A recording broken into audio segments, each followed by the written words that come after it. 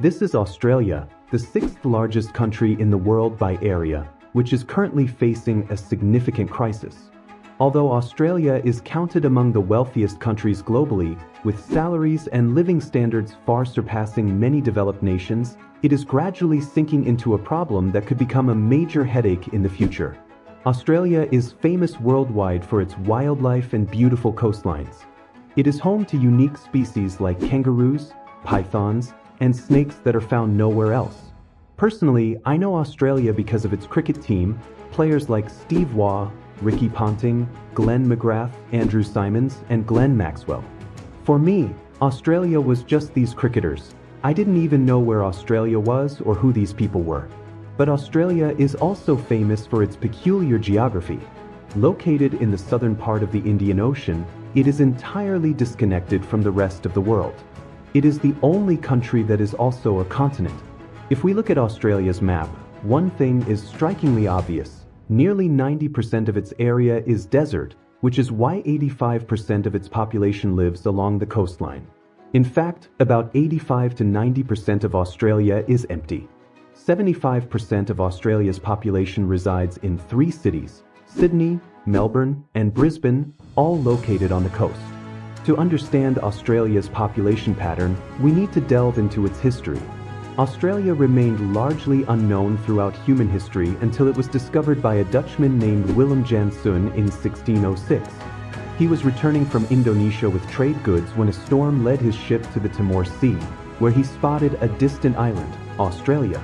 Later, in 1770, British explorer Captain James Cook arrived on the eastern side of Australia at Botany Bay. However, his encounter with the local Aboriginal people turned violent, forcing him to flee. 8 years later, Captain Arthur Phillip arrived with 11 ships and 300 people, claiming the coastline for Britain. Attempts to explore the western side were thwarted by the harsh desert climate, leading to many deaths and forcing them to retreat. Australia gained fame in 1851 when massive gold reserves were discovered in Bathurst. Over the next 20 years, 40% of the world's gold production came from Australia, fueling a gold rush that attracted millions from Europe and America. By 1870, Australia's population had grown from 450,000 to 1.7 million. Initially divided into 6 colonies, Australia united in 1901 to form the Commonwealth of Australia.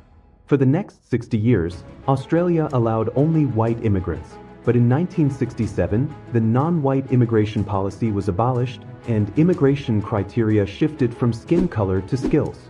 This led to an influx of people from Asia, the Middle East, and the Pacific, making Australia a multicultural country. Today, Australia is one of the friendliest nations and ranks 8th in quality of life, making it a dream destination for many in South Asia. However, Australia is now trapped in a crisis. Over the past few years, it has become one of the least affordable countries globally, with 3 of its cities ranking in the top 10 most expensive cities. Sydney is the second most expensive city after Hong Kong. The housing market plays a significant role in this unaffordability. Despite the vast empty land, housing prices have skyrocketed. In 1970, the average annual salary in Sydney was $2,000, and a normal house cost around $7,000. By 2024, the average salary has increased 17 times to $74,000, but the average house price has soared to $1.5 million, 80 times higher than in 1970. This means even saving your entire salary for 20 years may not be enough to buy a house, as prices will continue to rise. Even those earning $100,000 can only afford 13% of homes, often requiring massive mortgages. Australian households now carry some of the largest debts in the world, and the situation is worsening. Australia's population is growing by 400,000 people annually, almost double that of Canada and the USA, primarily due to immigration. Thousands from China and South Asia migrate to Australia each year, with many struggling to obtain nationality despite spending lakhs on degrees. They take odd jobs or enroll in small colleges to extend their visas, hoping to eventually gain permanent residency. However, the demand for housing far exceeds supply, driving prices even higher. While 90% of Australians live in just 4 cities, The vast interior remains uninhabitable due to the harsh desert climate. Jobs and universities are concentrated in these coastal cities, attracting immigrants and students alike. Australia faces a dilemma. Restricting immigration could harm its economy, as 17% of its economy relies on foreign students who pay high university fees. Additionally, Australia's population is insufficient to meet its industrial labor needs, requiring skilled English-speaking immigrants. While Australia has tightened immigration policies to ensure only qualified individuals receive permanent residency, the influx of hundreds of thousands of people annually makes housing arrangements increasingly challenging. Australia is now working on plans to build dams and bring water to the desert for farming, but executing these plans will take years. In the meantime, immigrants will have to endure high rents and housing prices.